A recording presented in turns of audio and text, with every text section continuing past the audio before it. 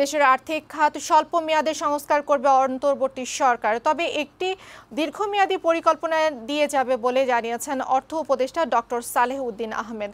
বুধবার রাজধানীর আগারগাঁওয়ে পিকেএসএফ এর প্রতিষ্ঠা বার্ষিকীর অনুষ্ঠানে তিনি কথা বলেন।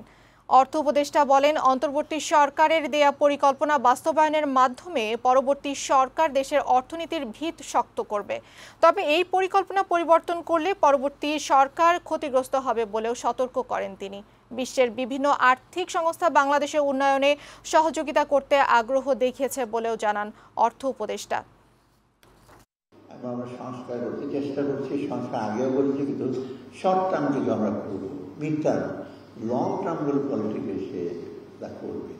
কিন্তু আমি ওদের বলতে পছন্দ করি না অনেক পলিটিশিয়ান, যে আমরা যেগুলো করছি ব্যাংক সেক্টরে আমরা একটা ফুটপ্রিন্ট রেখে যাবো, যে অ্যাটলিস্ট এইটার উপর দিয়ে আপনি হাঁটবে। ডেফিনেটলি একটা পলিটিক্যাল কিছু না থাকলে একটা transitional government, interim government, caretaker government তারা পারে না, করার বাঞ্ছনীয় না।